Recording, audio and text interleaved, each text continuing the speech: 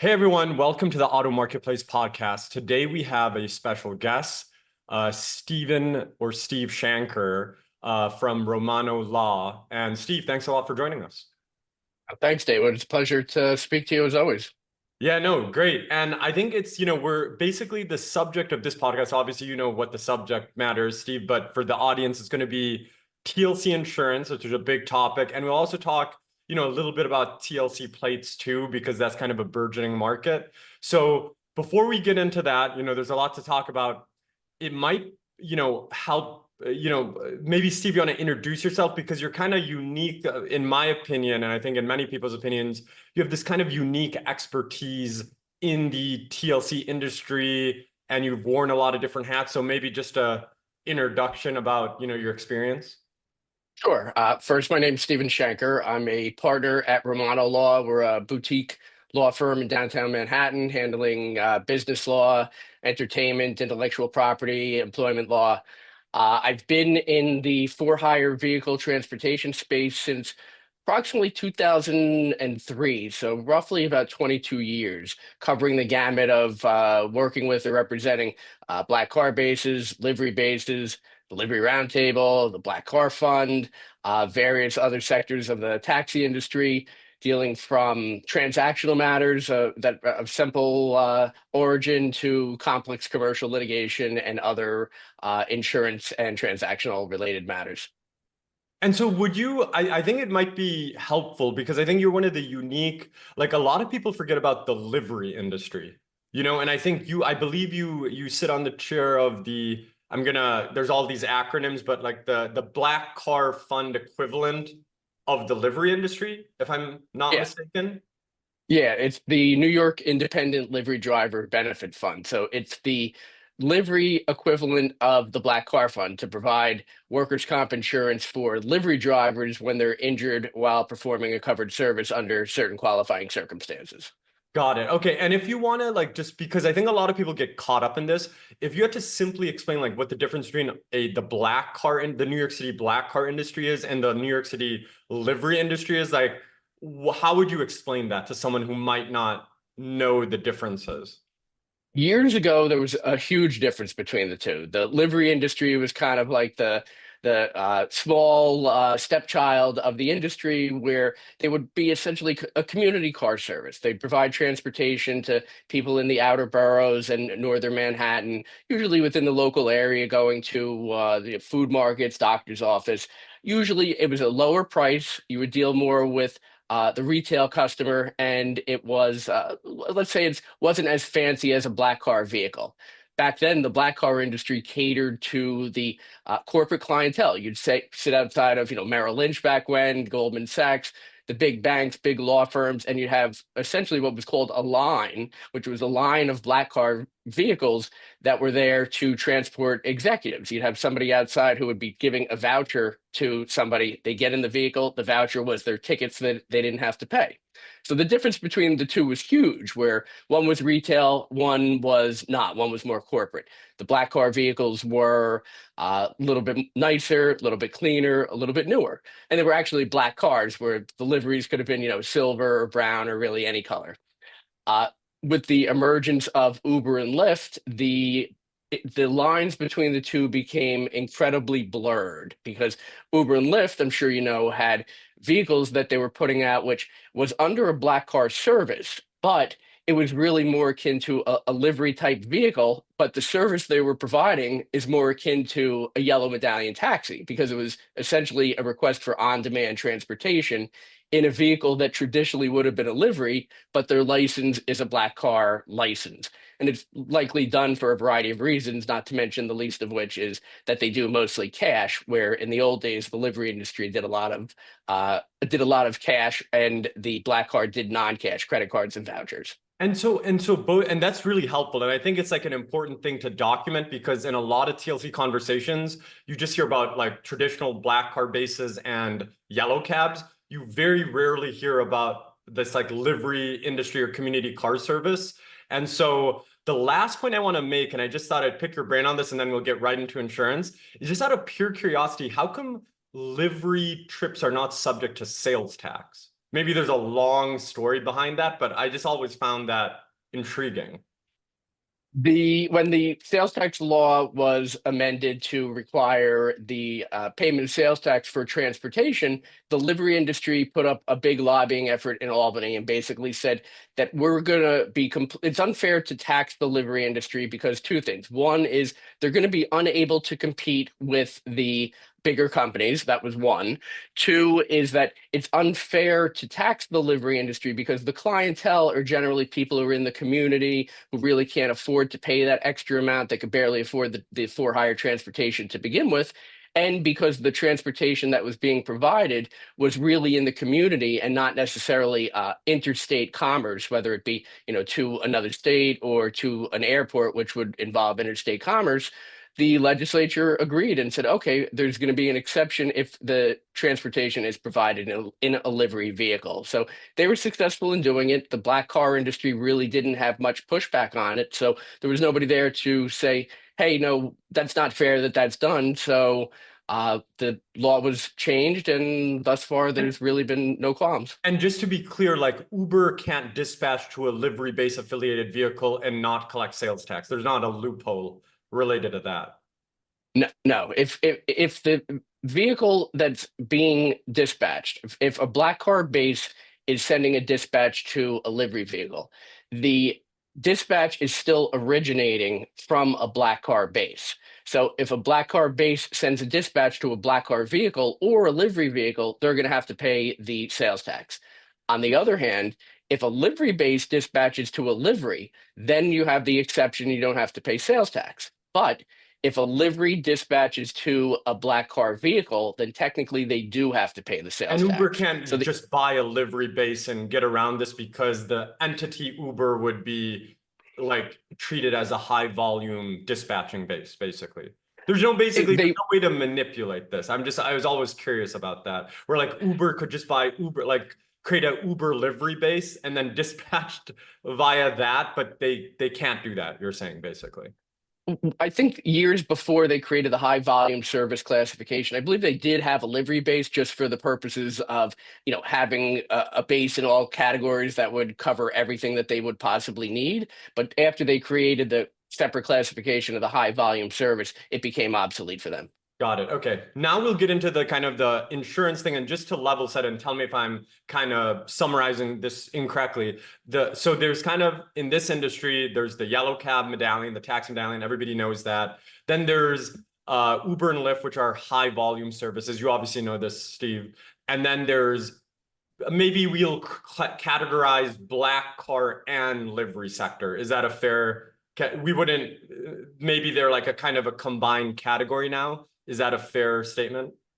It's more of a combined category. The biggest differentiator would be the luxury limousine industry, partially because of the nature of the vehicle, partially because most of the drivers who work with luxury limousine bases are actual employees, and because the insurance requirements are different.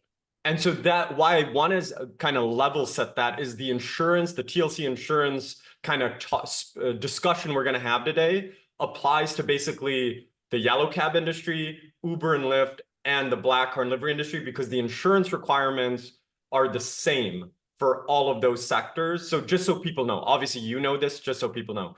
Okay, so yes. We'll start out with the very basics. So like for someone who's not maybe like in the weeds of insurance, so we'll start with basics and then we'll get into the weeds for the people who want the weeds, which I think is important. Sure. How would you describe, like on a very basic level, like what is the difference between New York City, NYC TLC insurance or for-hire vehicle insurance and regular insurance and even rideshare insurance outside of New York City? Like, how would you explain that to someone? Because a lot of people don't appreciate that, the technicalities. Very good question. I get it a lot, and I explain it. Some people don't get it, but I try to explain it as best as I can. Well, first, for-hire transportation insurance it's commercial insurance. So it's different from a personal auto policy that you would have that would be a TNC, typical TNC type policy. So in the state of New York, you have to have a minimum of what's called the 25/50 policy, which is bodily injury for a minimum of 25,000 per person, 50,000 per occurrence for bodily injury. And you'd have to have PIP protection, which is no fault insurance. The yellows, the black cars, and the liveries, they would have to have commercial insurance where you'd have a minimum of 100, 300, 100,000 minimum per person, 300 maximum per occurrence. And at the time, before it's recently changed, you had to have $200,000 in PIP insurance, which was recently downgraded to a lesser amount. And just to double click on that, and I'm totally following what you're saying. You're basically saying, like, if you do an Uber trip in Albany versus New York City, they're totally different commercial insurance requirements. Totally different insurance requirements. If you're providing a TNC type trip outside of the city of New York, it's wholly different. To be perfectly honest, New York City is the only carve out in the country where if you're providing for hire transportation, there's no such thing as a TNC within the confines of the 5 boroughs of the city of New York. There's a very specific exemption in Article 44 of the laws of the state of New York for insurance, because that's the carve out for a city of 1 million or more, which is New York City. So if you're in New York City, the Tax and Limousine Commission essentially lobbied the legislature when the TNC laws were coming into effect to say, hey, we have experience in this field. We know what we're doing. Let us continue to do what we're doing. You want to do something outside of the 5 boroughs, go right ahead.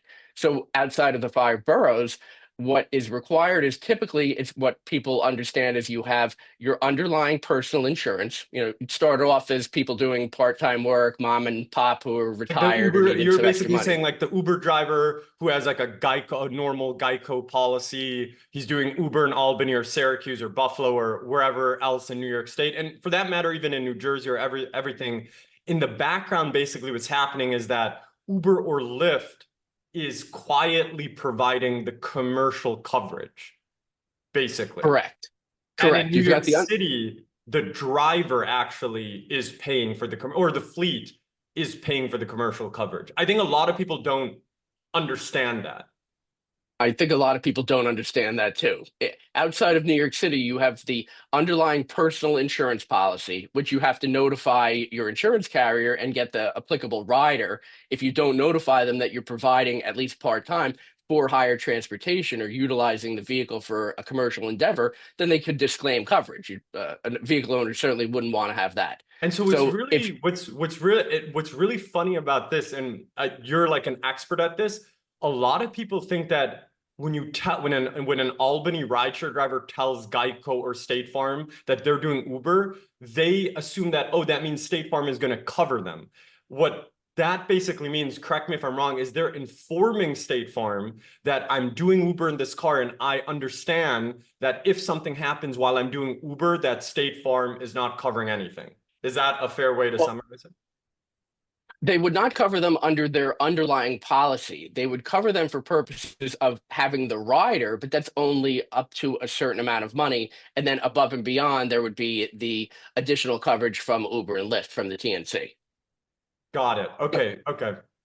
So there would be some coverage. I stopped you midway, but you were saying just related to kind of the differences between the state rideshare and like the New York City rideshare or TLC policies, essentially. Yeah. So outside of the city of New York, you have the underlying policy with the rider, which provides a very minimum level of coverage, but enough to cover the driver for purposes of the minimum financial requirements.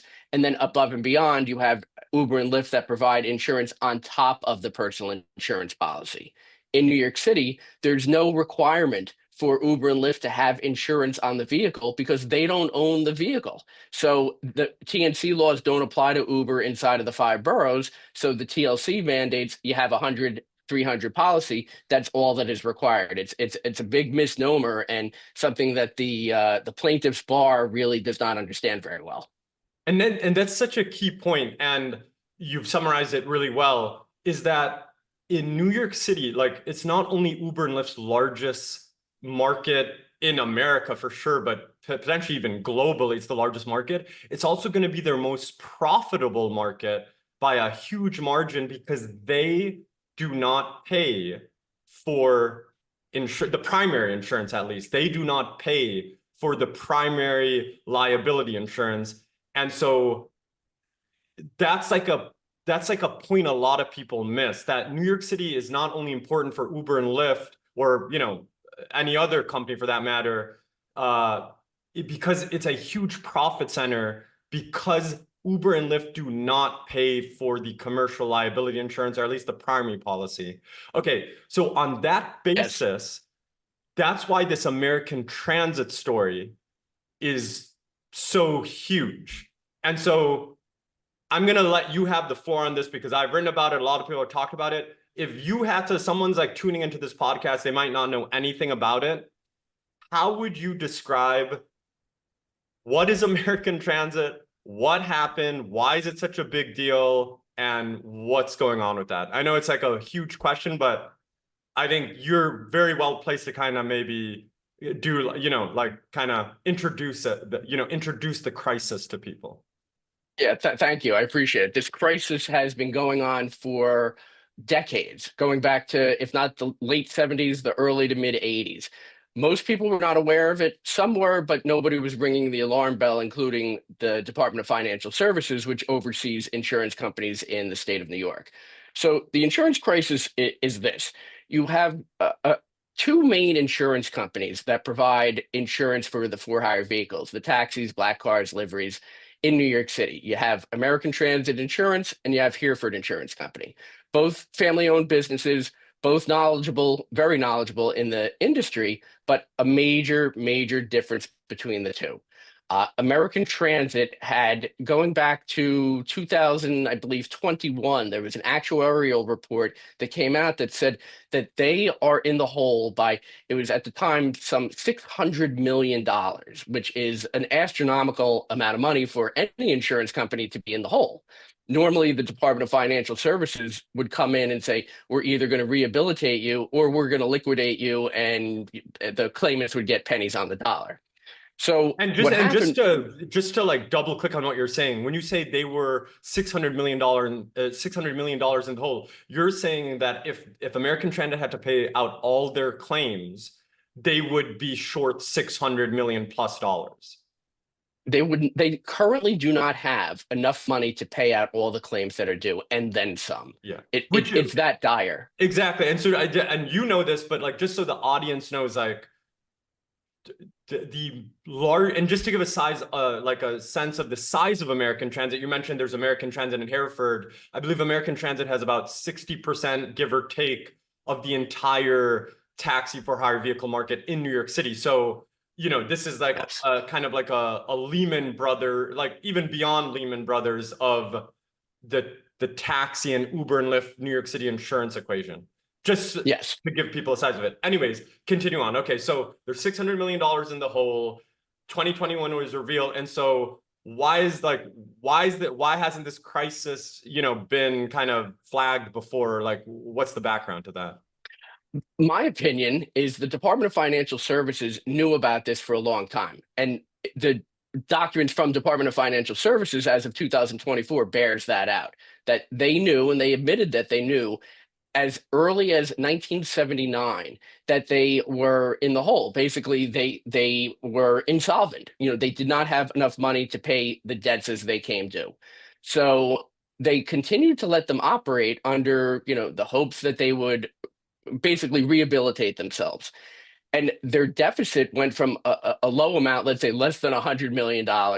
And as the market expanded with the explosive growth of Uber and Lyft, so did the insurance market. But while the insurance market greatly expanded, the deficit that American Transit had greatly expanded. Went from, let's say, $100 million to 250 to 500 to 600. I believe the most recent report is about $700 million deficit. So what that means is that the monies that are coming in that they're collecting today, they're supposed to be used to pay for claims that are paid out 2, 3, 4 years from now. But they're using the money that is coming in now to pay for claims that are due today. That's not how an insurance company is supposed to operate. They're supposed to have reserves in an event, let's call it a rainy day, so that way, when those claims come due, they'll have the money to pay it. If they don't have the money to pay it, then an insurance company is technically insolvent, and you can only be insolvent for such a period of time before the regulators are supposed to come in and do something about it. And Here, so they really haven't. And so on that, and we're going to go right back to the American Transit crisis. I think the first question I have is throughout this multi-decade period where this, I think it's not even an uncontroversial opinion where an insolvent insurer is operating. I think that's just like a fact. That's not even an opinion at this point. Is that how come no one else stepped into this market, this New York City TLC insurance market? And that's going to lead to other discussions we'll have. But I think that's one of the most kind of intriguing questions. It's like, if I'm an insurance company, if I'm Geico or State Farm, or even a specialty insurance company, like Transit General or someone else in the marketplace, they're like, okay, this might be counterintuitive to people. Why didn't they come in to take on American Transit and take away share? What's the background to that? A couple of reasons. First is that American Transit has been underpricing the risk for decades, meaning they're not collecting enough premiums to be able to pay out on the claim. So why would a company not collect enough premiums to pay out on their claims? They would typically do it because they want to gain additional market share. That most drivers operate on a very thin margin. So drivers who own their vehicles and have to pay for insurance, they're going to go, if they can, to the cheapest place where they can get insurance, which is American Transit. So they were able to get 60% of the marketplace by underpricing the risk, hoping that one day, essentially the clock would not stop. The evolution would continue, and either nobody would notice or nobody would do anything about it. So with having 60% of the marketplace, I spoke to either the president of commercial auto or the CEO of just about every major public insurance company in the country that has admitted paper, basically the authorization to write an insurance policy in the state of New York. And they said two things. One is that New York City is different than any place in the world as far as the locale because of the concentration of people and vehicles, but it's a risk that they don't understand very well because it's so sophisticated, and insurance companies generally don't take on risks that they don't understand. To their credit, Hereford, without a doubt, American Transit, they've been in the business long enough where they understand the industry, they understand how it works. The other companies, whether it be Progressive, Allstate, at one point James River, even Travelers, they say, we like the idea, we like the concept of coming in, but we don't want to take away and come in and chip away at market share. It's one thing where we don't understand the risk. We can get to know the risk, fine. We can have people such as me who offered to do it out of the goodness of my heart, but to be able to come in and gain market share by chipping away, how are they going to do that? They weren't going to do it by undercutting and pricing because American Transit was already underpricing the risk.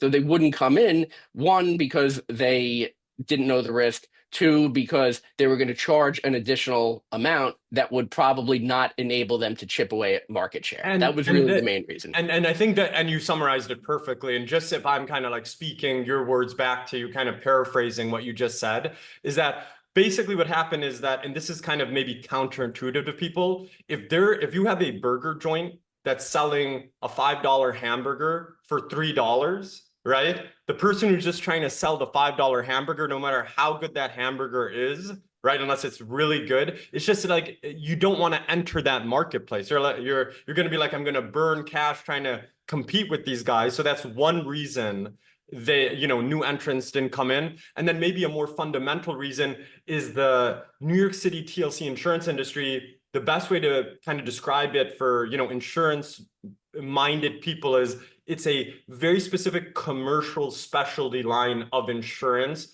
with extremely esoteric kind of risk underwriting needed. So both of those things basically were like the perfect combination of like, I'm not touching this market, because you have an insurer who's like, pricing a $5 hamburger for $3, or they're pricing $10,000 insurance for $4,000 to be a direct comparison. So they're like, not touching that. And it's like, okay, can I even make money here? Okay, so getting back to American Transit, it is what it is. We have this insolvent insurance company, 60% market share. There's an argument, and I know you wrote about this recently in the Black Car News in your column, that what is the letter of the law? when there's an insolvent insurance company, what the letter of the law is, what the DFS says, is that that company either has to be rehabilitated or it has to be wound down. Yes. Both of those things are not happening, at least in the public eye, and this story now is official. At the very least, the DFS, the big news in this story was the DFS, after many decades, they just recently, it was only like a year and a half ago, where they actually officially finally recognized it on the books that this was insolvent. Okay, so my question to you is a very long-winded question, is that what do you think the DFS needs to do? And then if you were the chair of the DFS and you had the governor's okay to do whatever you wanted, what would you do right now with American Transit?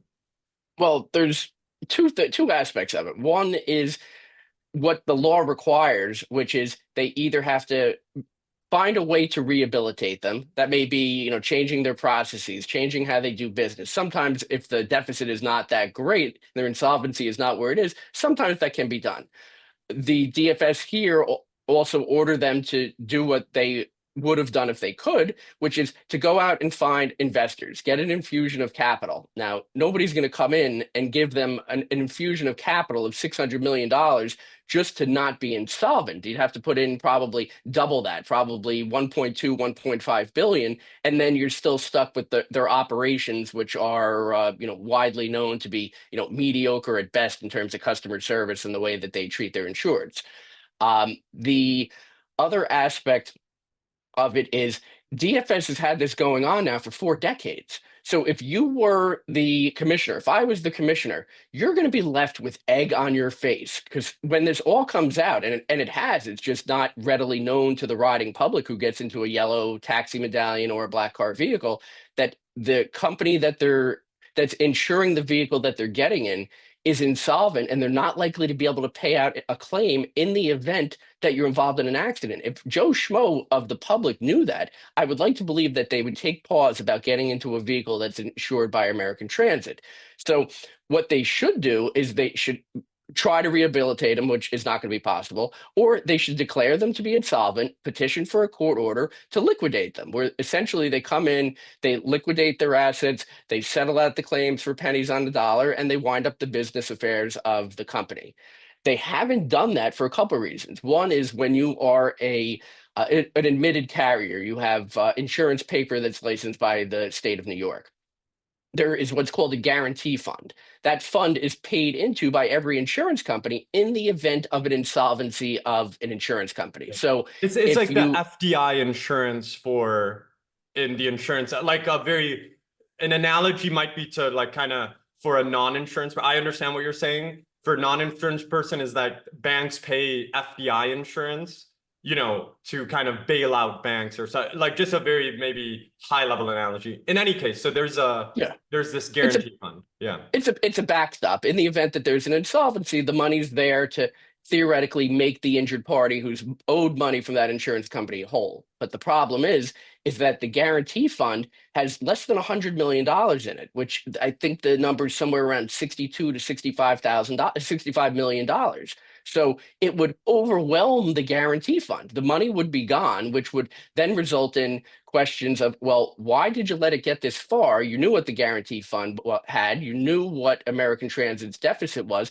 The DFS commissioner would have egg on their face if they did not have an alternative. It would be saying, right now, is American Transit like AIG? Are they too big to fail? And I think for a long period of time, DFS has believed they're too big to fail. And because of that, the government's not going to come in and pay it. So they continue to let them operate until. The until is we're still there. Until what? I mean, you either come up with a solution or you do what's right, which is deal with the fallout. Now, there are solutions out there, and I'm happy to discuss it, or deal with the fallout, declare them to be insolvent, and move on. It may be best for the industry, too, because it goes into issues of the number of licensed vehicles, the TLC cap, and a variety of other things. So we're definitely going to solutions, and I think that's probably the most constructive thing that can be talked about. But just to summarize again what you said, it's almost like the equivalent, like, if you put, I think the FDIC limit is what, 250,000 in a bank account. Like if you deposit it, if there's a bank run, like what happened to Silicon Valley Bank, like your 200 up to 250,000 is secure. What basically what's happening with American Transit is if someone has 200, it's like not a perfect analogy, but if someone had $250,000 in their bank account thinking, oh, the FDIC will, insure that, it's like the FDIC saying, yes, I know we agreed to insure 250,000, but we actually can only give you 70,000. And that would just, it could cause ripples through the system that then people are like, wait, what's going on? At that FDIC is like, just like a guarantee from the government. And so, okay, so getting into solutions. So just to level set here, we have the 60% market share player, just this, I think that is a too big to fail situation, right? And another thing we should mention is that the current DFS administration is not fully to blame, to be fair to them, because this has been brewing for 4 decades. I guess you could give them credit for being the first ones to like recognize it. I guess just to be fair to them, because it wasn't like, this thing has been going on for decades and decades and decades. In any case, okay, so we have this problem. What are potential solutions to figure out how you phase out or restructure a 60% market share player without collapsing the entire New York City for hire transport industry? Well, I think there are 2 solutions. One is to allow new carriers to come into the marketplace. So when we talked earlier, we said carriers didn't want to come into the marketplace for a couple of reasons. One of the biggest ones being they didn't want to have to chip away at market share by underpricing, which they weren't going to do. Here, if you get rid of American Transit, there's going to be no underpricing company that you have to beat. So they'll be able to come in to fill that void, and to fill that void with what I'll call 21st century insurance. Uber and Lyft showed the for-hire vehicle industry that you have to come into the industry and you have to modernize, AKA with modern day technology, if you want to survive and compete. We're not there with for-hire vehicle insurance. We're still kind of going analog when it should be digital, AKA the modern day policy. It's not even the policies of the future, are usage-based policies. You pay your insurance partially for having insurance, partially how often, how frequent you drive your vehicle, and how you drive your vehicle. And if you're a risky driver. A good example of that is if you put in like a telematics device in a car, and the telematics device is saying this person drives 11 hours a day on average, you're going to price that differently versus assuming they're, doing a double shifted yellow cab 24/7. Just fundamentally, yes. Insurance 101, I know you know this, but it dictates that 24/7 double shifted yellow cab insurance is, much, much more risky than 11-hour single driver who owns the vehicle driving Uber insurance, and what you're saying is that there's not that sophistication in this marketplace yet. There's not the sophistication in the marketplace. For example, insurance companies traditionally used, and it's still being used today in New York City for hire transportation, is you look at proxies for risk, not things that are actual indicators for risk, but proxies, such as how old are you? If you're older than younger, chances are you have more experience, so you're presumed that you're not going to be as risky as a younger driver. If you are operating completely in Manhattan as opposed to the outer boroughs, then you're presumed you're more likely to get into an accident because of the heavy concentration of vehicles in Manhattan as opposed to, let's say, Brooklyn and Queens. How old your vehicle is. All of these things are proxies for risk, just like your credit score is a proxy for your ability to repay. Is it the best indicator? No, but it's what the industry knew, the insurance industry knew how to do. But usage-based insurance with the use of telematics, it's not a proxy for risk. This is your actual risk profile because it's monitoring how you drive. How many hard braking incidences do you have in the course of a day or a week? How many hard turns do you have? How many times did you go above the speed limit? How many times did you operate your vehicle in a manner which indicates you're a more risky driver than, let's say, somebody who does not have all of those dash camera? Do you have a dash camera in your vehicle, for example? Let me ask you this, because I think I know what you're saying. does New York State, what the point you're making, and you're probably, and you're making it well, is you're saying that the DFS has to approve rates and has to approve the mechanisms of how those rates are determined. Meaning that Yes. you can't be an admitted carrier. Like, let's say you create an insurance company, you convince, innovative insurance company to come in the market, and they're like, Steve, we can price TLC insurance at $4,500, but we need this usage thing. We can do everything. We need a driver to install our proprietary dash camera. We have to make them install our app. What you're saying is the DFS doesn't allow that, you're saying. DFS supposedly claims that they support usage-based insurance and they would like usage-based insurance policies. That's what they say in theory. It's on their website. But in practice, by me going out to the marketplace and speaking with the chief underwriting officers of, let's say a dozen companies, they say that they have submitted their rate filings to DFS. It takes them 2 years to get to them. And then when they get to them, they say, this information is outdated. Please update your information. They submit it again. Another 2 years passes and they say, okay, we got to your application. Now your information's outdated. Please resubmit. And after playing this game for 4 to 6 years, insurance companies say, you're not going to write a usage-based policy. We're not going to come into the marketplace because we're not going to deal with your games. Now that is what they've been doing, but that's also a factor of what DFS does allow and doesn't allow. Currently, in order to provide for-hire transportation insurance, you have to be what's called an admitted carrier. You have to be authorized by the state of New York to write a policy. And you have to pay into that guarantee fund. That we were talking about, yes. That it was insolvent too. So you have to pay into it. So do they allow usage-based insurance for quote unquote like regular car insurance in New York? Yes. Yeah, for personal insurance, absolutely. They have usage-based policies. Okay, so they have the structure. It's just specifically for New York City. I mean, maybe there's other commercial lines that I'm not capturing, auto lines that I'm not capturing. But you're saying that if you brought a specialty insurer who's willing to underwrite a New York City TLC insurance with usage-based insurance, you're going to say that's going to take 2 years, and then we're going to just like kind of ring around the rosy type of situation where it's just going to take too long to launch the product. That comes at a cost for the insurance company because they're putting in resources to even, come up with the proposal, and maybe get ready to allocate capital. So you're saying as a practical solution is the DFS has to allow innovative insurance underwriting in the TLC industry.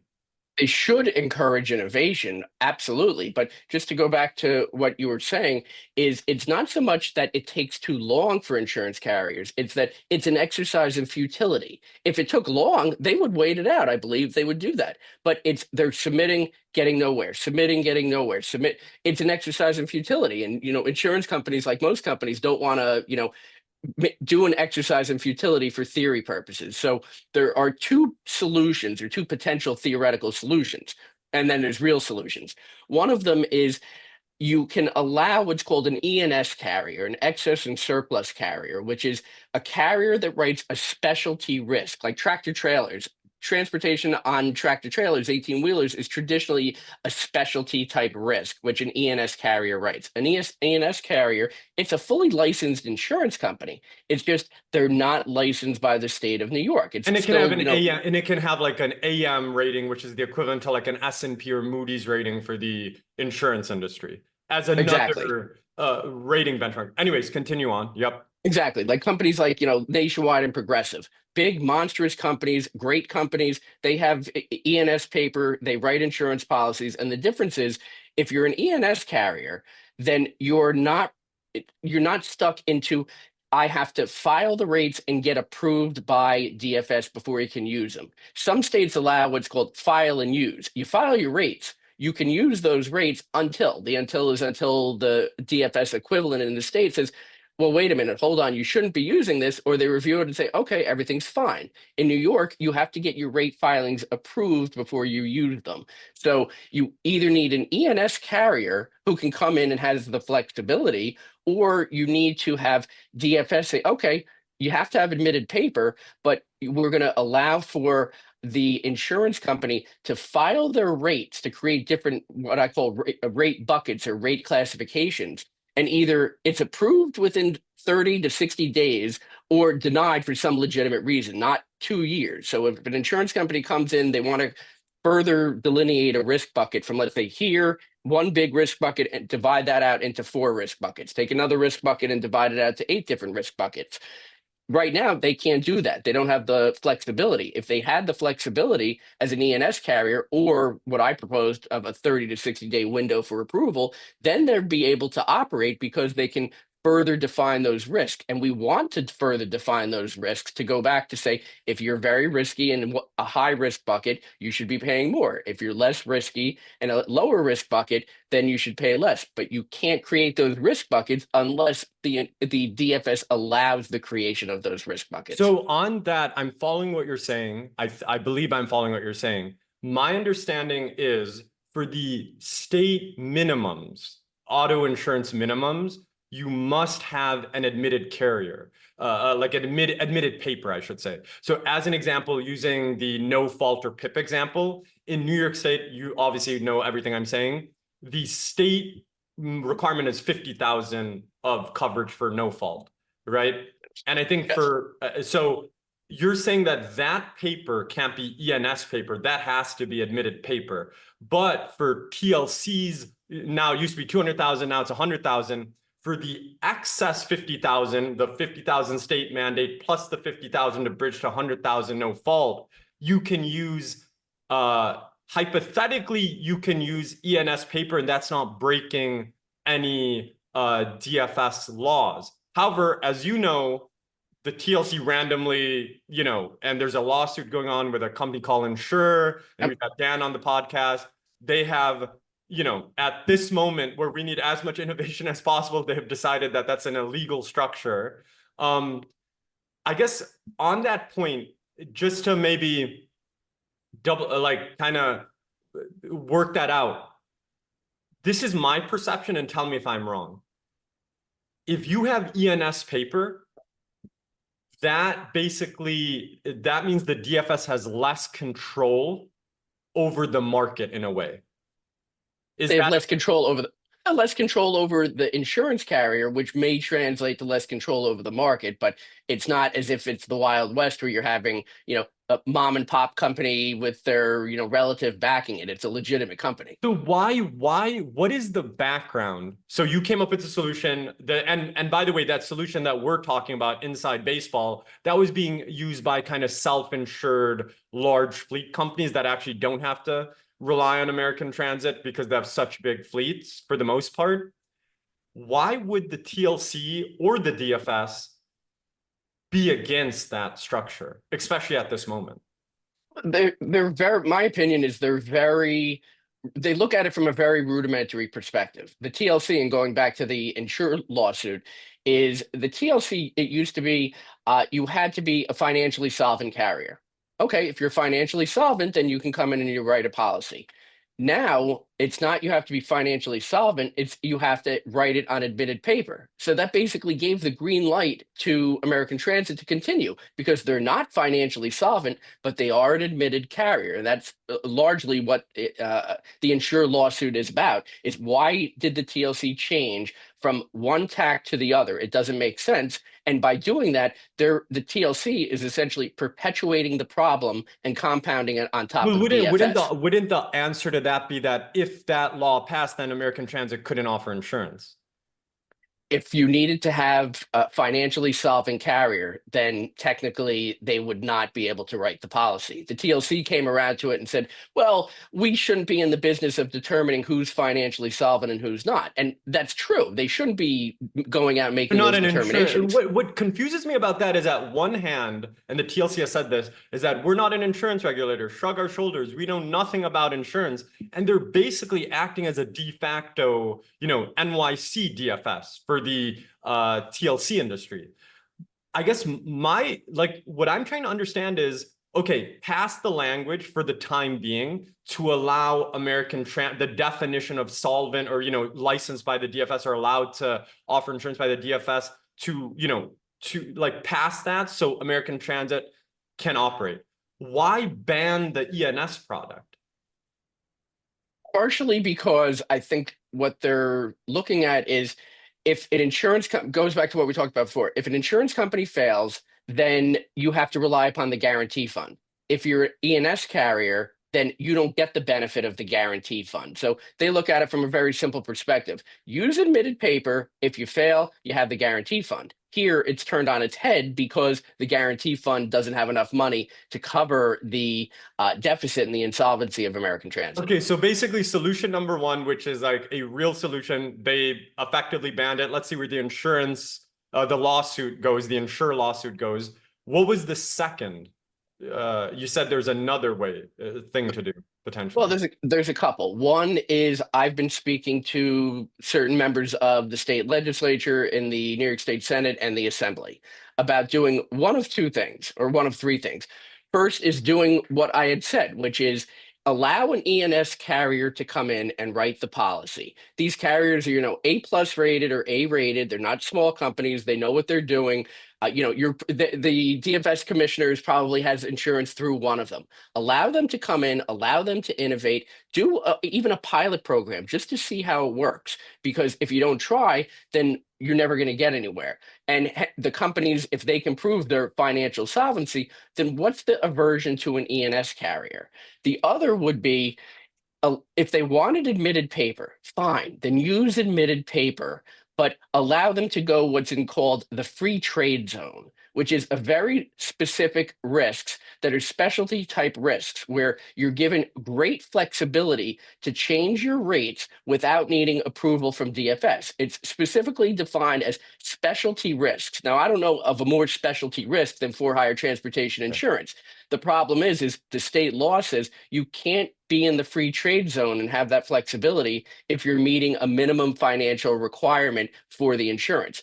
Auto insurance has a minimum financial requirement, so you can't be in the free trade zone. But there is an exemption that says you can be in the free trade zone if, and one of the exceptions is if you are a TNC insurer. So my arguments to the legislature is if you're going to allow TNC insurance in the rest of the state of New York to be in the free trade zone and write policies that have great flexibility to allow for innovation, then why not allow a company to come in, have admitted paper like you want, but give them the flexibility that they need to operate? Or, like I said, do the 30 to 60 day mandatory approval or a declination. A thought I had on that is maybe they allowed it because basically the only person who's buying TNC, the only people or companies that are buying New York State TNC insurance is Uber and Lyft. Those are the only customers because individuals are not buying that insurance. So it's kind of like, and then in the background, Uber and Lyft are basically self-insure. They have their own internal insurance companies. They might reinsure the risk. But do you think that's why it was easier to get that through? Because there's basically like two customers for that insurance. It makes it a little bit more simpler, but I don't think that's why it was approved. I think it was because they needed to be able to provide Uber and Lyft, let's call it, the TNC insurance, Uber and Lyft, they needed to have the flexibility to provide the coverage that they are required to provide. So it had to be a mechanism where they had the flexibility to change their rates. And who are you dealing with? You're not dealing with Joe Schmo of the public and Jane Doe. You're dealing with Uber and Lyft. You're dealing with sophisticated parties. So in one hand, I understand what you're saying. Okay, you have an insurance company and sophisticated parties. On the other hand, in the transportation industry, you're dealing with a wide variety of people. You could be dealing with fleet owners. You could be dealing with black car livery base owners. You could be dealing with owner operators.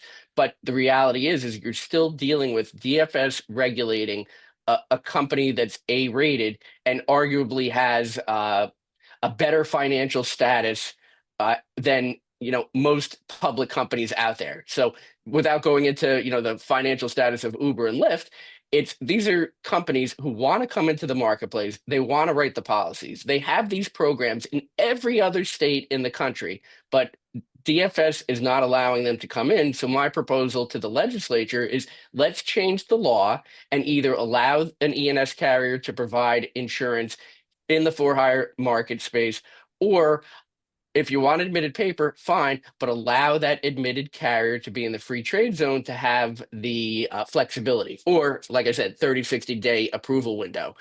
If we don't encourage innovation, there's never going to be change. Uber and Lyft came into the marketplace, created innovation, and revolutionized the for-hire transportation industry. Unless the state, whether it be the legislature or the regulatory authority, allows and permits innovation, we're never going to come into the 21st century, and we're going to be stuck with insurance companies like American Transit who are insolvent. If I was a member of the public, I would be very concerned if a regulator said to me, I didn't tell you, or I didn't make a big deal of the fact that you're getting into a vehicle that is not likely to be able to pay you in the event that you were injured.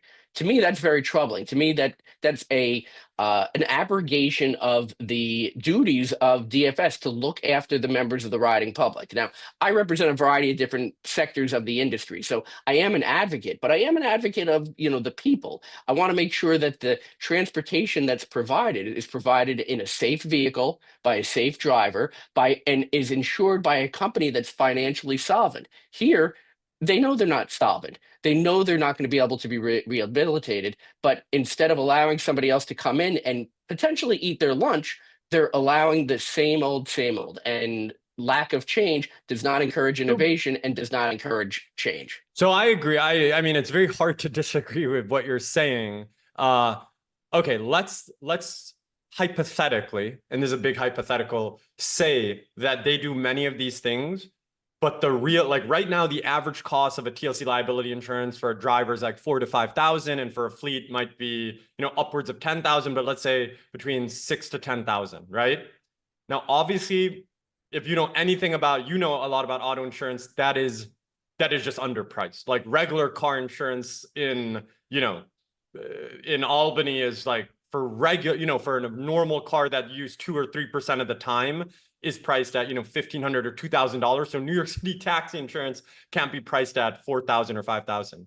There's another argument that if we had a colon cleanse and we decided to price the insurance correct, that no one would be able to afford it because everybody built their businesses. The driver pay formula that reflects inflation is built around this assumption that the cost of insurance is X% of my operating expense.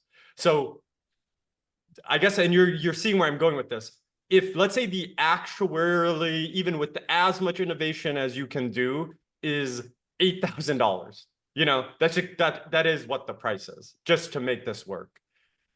What if like half the market can't afford it, which is probably the case? If they can barely afford 4,000, they're not going to be able to afford 8,000. So then that's even a situation beyond attic. That's just like an affordability situation. So how do you think about that? Does that make sense what I'm asking? Like that's another issue on like, even if you solve like attic becomes solvent, Warren Buffett bails it out, whatever happens, then you got to price the insurance correctly. And, how do you deal with that kind of another crisis if you... Well, that's the beauty of the solution I've been trying to, propound, to be able to say, take the numbers that we have now. Let's say American Transit has 60% of the marketplace and they're underpricing the insurance. Let's say, just argument using your numbers, let's say $4,000 is an underpriced policy. Drivers are making it, but barely making it by paying $4,000 worth of insurance. You have 120,000 licensed vehicles. If you lost, let's just say 50% of the marketplace because they couldn't afford insurance, what's going to happen? You're going to lose half of the drivers, but by losing half of the drivers, that means that you're not going to have the problem that the TLC now has, which is you need a cap because there's too many vehicles on the road. And drivers, instead of getting, 2, 3, 4 trips a day, they'll be able to do 6, 7, 8 trips a day. So they'll be making more money again. The whole industry, as you know, is based upon supply and demand. So right now, demand is massively high, but supply is also massively high. But I agree. I totally agree with what you're saying. But the thing is that for you or me to say that, I agree with what you're saying, that yes, the supply and demand will all of a sudden getting banned. The yellow cab industry would almost immediately recover if that happened. But then 30 or 40,000 people lose their, livelihood. And that's probably politically untenable. It's politically untenable, but the reality is by allowing Waymo to come in and test their autonomous vehicles, they're opening up the marketplace to, not today, but one day, drivers are going to be gone. If you have autonomous vehicles, there's eventually going to be autonomous for hire vehicles. So all those jobs that the regulators and the legislature is concerned about, they're eventually going to go away anyway when the driverless autonomous vehicle comes into place. So this is not, hey, let's hasten that and enable it to go forward. But yeah, there will be jobs that are lost. There will be licenses that are lost, but it'll go down to a level that is more acceptable to the riding public and also to the drivers who will then make more money. The problem with that is the TLC then won't have as much need for the cap. And they kind of like to have the cap, in my opinion, because regulators are there to do one thing, to regulate. If you don't have anything to regulate, then what's your purpose being there? So I think they like to have the regulation. They like to have the cap. They like to have something to be able to tinker with. But my opinion is too much government leads to too many problems. And the market always has a way of working itself out. If there's not enough drivers, then more drivers come into the marketplace. We saw with the rise of Uber and Lyft that demand from the consumer exploded. People are taking for-hire transportation today that either couldn't afford it or they found a way to afford it. So demand has exploded, but supply now is extraordinarily high. We need to lower supply. That will help the drivers, that will help the industry. And yeah, there will be a loss of drivers. There will be a loss of jobs. I don't relish in that, but there has to be a correction to the market. Now, I'd rather there be a correction to the market by a concerted solution being thought out and executed, as opposed to, oh, we haven't done anything for 40 years with American Transit. Oh, okay, now we got to declare them insolvent, and then there's massive disruption to the market. That to me would be worse. There's a lot of really interesting points that you mentioned. There's a few ways that I think about this, is that with autonomous vehicles coming, I agree that it's coming, whether 5 years from now, 10 years from now, 15 years from now. I think anybody else who thinks otherwise is kind of not accepting the reality of the situation. That insurance, that's a whole nother discussion. Like, there's a $5 million liability policy there and all of that stuff, but we won't focus on that part of the discussion. In my opinion, I think what should happen and what's going to happen, and I'm going to do an argument about why it could be a big deal for 40,000 people to lose their TLC plates, basically, like if you don't get insurance, is that I believe autonomous vehicles, in one way or the other, you cannot have autonomous vehicles are coming for all vehicles. This is what is missed. There's 2 million DMV registered vehicles in the 5 boroughs, and only 120,000 are TLC regulated. So all AVs are effectively FHVs. They're for hire vehicles. Maybe there's a future where someone buys, their AV, but I think it's probably going to look more like, people using fleets, but who knows that future? My point is this, that if the future becomes, in order to operate an AV in New York City, you need a TLC plate or a taxi medallion, which is a very real possibility. If then 40,000 people lose their TLC plates, and then in 5 years from now, AVs have to have TLC plates, I'm just using one example, then people will be like, wait, what the heck? I earned the right to have a license. I didn't break any laws, and I was stripped away of my plate at the exact moment that I could have finally benefited from that. And then the second point about Uber and Lyft, I think it can be argued that these companies, yes, the free market works. I'm a capitalist 100%. But I think even Teddy Roosevelt would agree that when you have a duopoly situation, when you have so much concentrated market power, then it's very American, I would argue, that, Standard Oil got broken up. Microsoft at one point got broken up. When you have Uber and Lyft who control 80% of the entire market, right? Then there has to be, yes, the free market is beautiful, but when someone like Con Edison is a monopoly, but it's controlled, right? So I guess the law, without going on the speech here, is my question to you is that and I'm not saying you're promoting this, but you're saying that, okay, bring in the innovation. There's so many different ways to solve for this. You're saying allow these innovative structures to come in, but wouldn't you agree, what I'm trying to ask you, wouldn't you agree that no matter how much innovation is brought in, the price of TLC insurance is severely underpriced, no matter Absolutely. how much innovation is coming in? Absolutely. It's underpriced now, and it's going to have to be increased, and it will be increased because it's unsustainable at American Transit rates. And so my point, and I agree with you on that, that's just like, if you know anything about kind of actuarial like assumptions and modeling, what you're saying is that because even if you allow all the innovation, if the price has to go up 75%, like catch up insurance inflation, if you will, if that means 10,000 people lose the TLC plates, you're basically saying that like that is what it is. If you can't afford the insurance to be in the marketplace, then that's the cost of doing business. In a way, yes, it's a necessary evil because one, there was the explosion of the number of vehicles on the road, which is unsustainable because the drivers aren't making enough money. Hence, the TLCs need to, tinker with, the driver pay scale. But yeah, it would price out a large portion of the market, but it will also create an automatic correction. So all of a sudden, if the rolls of the number of TLC licensed vehicles goes from 120,000 down to 60,000, then maybe you're not going to be able to get on-demand transportation as you do now from Uber and Lyft, but you will still get transportation, and maybe it would also increase the value of the taxi medallion because they're always going to be on-demand transportation.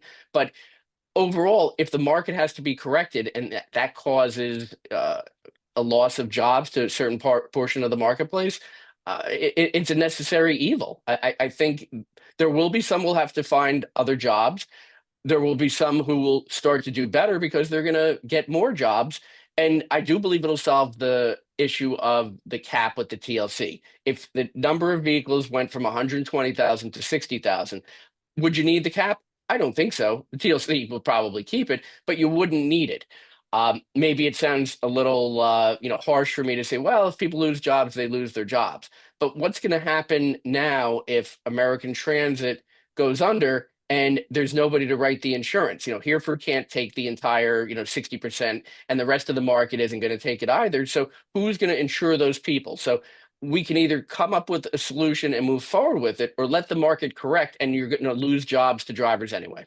Yeah, and in a way, and I'll give you this, and I'll give you a lot of things. I'm not only giving you one thing, but I'll say this is that if the real actuarial rate for a driver who got into multiple accidents and who has multiple points is $20,000, then that's the insurance market basically saying you shouldn't be a for-hire driver in New York City, right? Right. That is what it is, right? And in fact, it's a risk to the public if you're somehow facilitating a dangerous driver via insurance that shouldn't exist to drive. So that is a very fair point.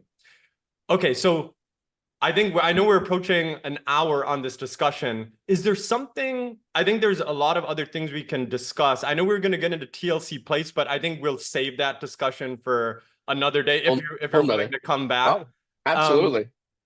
I just want to conclude on autonomous vehicles, basically, because I think that's like, very in the news and will be in, increasingly in the news right now. And I want to approach it from an insurance angle, actually.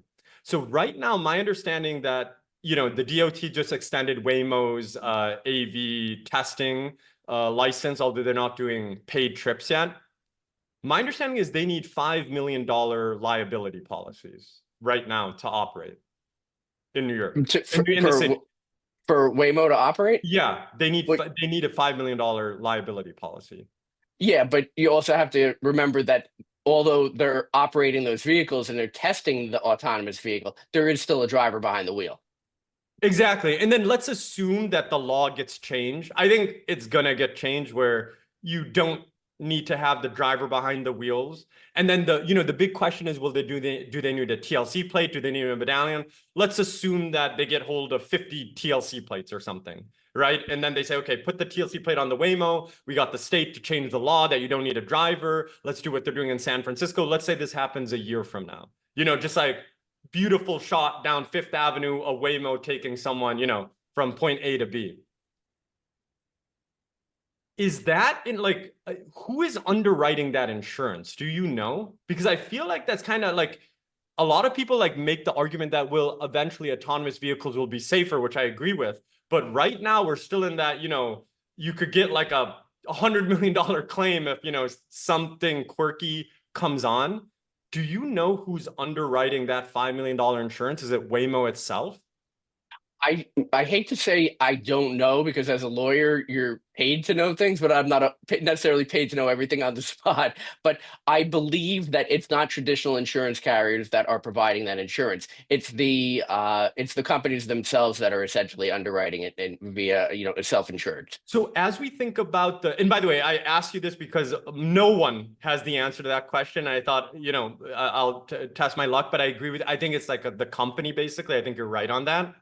My question to you on AVs is that, do you think insurance complications are going to slow down adoption? No, I don't think so. I think the insurance market is aware to a large degree of what's coming. The companies like, Waymo and Tesla, who are testing the waters of what they're going to do, partnerships with Uber and Lyft.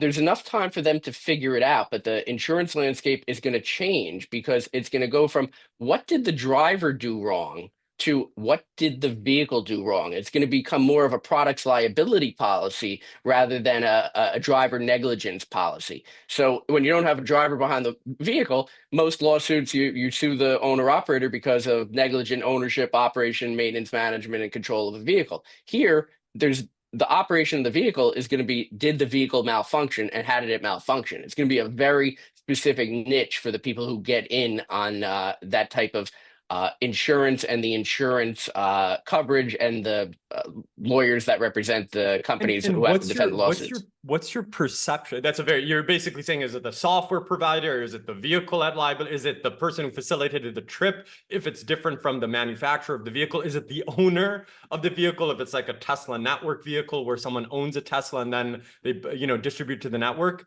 I guess my second to last question for you is, in your mind, you've been in this industry for a long time, you've seen so much, is that, what is your thinking on the timeline of AVs? Like, obviously, this is a gigantic question.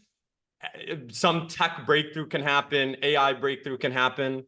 In 10 years from now, if we're speaking, do you think AVs are ubiquitous? In NYC, is it like more than 50% of all for-hire trips, or how do you think about that? Because that's fundamental for all of us. That's a big deal for me. That's a big deal for everybody in the for-hire transportation industry. It's even big for people who focus on insurance, because if, Hereford runs a great business, but if, Google has an insurance subsidiary that's self-insuring Waymo with a partnership with Geico, maybe, that kind of creates competition for their business. How do you think about that? Like timeline and how that's going to play out? There's so many different moving parts that I think there's a lot more going on behind the scenes than we know about or that we're involved in. But I do believe that people do have visions which are either coming true or will come true. I think New York State, New York City is going to be, as they have been, slow to adopt the technology. Like if you go out to Arizona, you can see Waymo all around. I think, if you go to San Francisco, you'll see the same. I think it's probably going to be a solid 7 to 10 years until there's full-scale adoption of the autonomous vehicle. I do believe that it will encompass not only personal vehicles, but it will create a whole new subset of for-hire vehicles. How that's played out, I think you make great points. Is it going to be a traditional base station? Is it going to be the owner of the vehicle? Is it going to be the fleet owner? How is that going to work? A lot of different things that we can theorize about. But and in I New do York think, City, yeah, and in New York City, the big debate and what, like, is it it's a New York City specific thing? It's like, would the medallion have that, like an AV license kind of rights, or the TLC plate? So that would be even an additional layer in New York City where, do those have rights, but in any case, sorry, you were gonna say. I think ultimately the ultimate goal of Uber and Lyft when they came into the marketplace, I do think they're visionaries. I believe their ultimate goal was they knew that one day the autonomous vehicle would be here and they will capitalize on it, because what's the biggest cost of the transportation for Uber? The driver. eliminate the driver, you eliminate the biggest cost that they have and the biggest liability that they have. And also in New York City, you don't have to pay for insurance, you don't have to pay for the driver. Yeah, you're going to have to pay a lot more money for the vehicle or the relationship with the vehicle owner or how that works, but it's certainly going to be a lot less than the liabilities they're facing now. But if you look at it for the past 10 years, what's transpired in the past 10 years with the emergence of Uber and Lyft? Where were we 10 years ago? Where are we today? 10 years from now, yeah, I think we're going to have the autonomous vehicle and it'll be part of the for-hire transportation industry. No, that's great. And Steven, and I hope, you're so knowledgeable about the TLC insurance industry, about the American transit situation. If people who are watching this podcast want to reach out to you or want to get your advice, or maybe there's an insurance executive who's like, okay, maybe this is the guy I speak to if I want to launch a new insurance company, what's the best way to contact you? And we'll put it in our description when we distribute this. Well, the best way to contact me would be via my email directly, which is Steven, Steven, at Romano Law, ROMANOLAW.com. That's my direct email address. You can also call the office, which is 917-725-7194. That's typically the best way. I mean, believe it or not, I respond all the time to people who have questions, inquiries, just, partially because I like to maintain relations with every sector that I possibly can. I write the article in the Black Car News once a month. I've been doing that, with publisher Neil Weiss for well over a decade. And I usually almost always end with saying something along the lines of, I'm always here, ready, willing, and able to help anybody and everybody to the extent that I can. And I actually do mean it. It's one of the things that I derive a lot of pleasure from with being a lawyer, with being able to help people, knowing that even if I've made a difference in one person's life, it's one person. So best way is email, because it'll come right directly to and me. we'll include this all in the notes to the description. Steven, thank you, or Steve, thank you very much for your time and your expertise. I know at the American Transit, I think you simplified something that's pretty complex. And hopefully we can do this discussion again, because this American Transit story is only gonna continue for better or for worse, or let's see the twists and turns. But thank you very much for taking the time and speaking to us.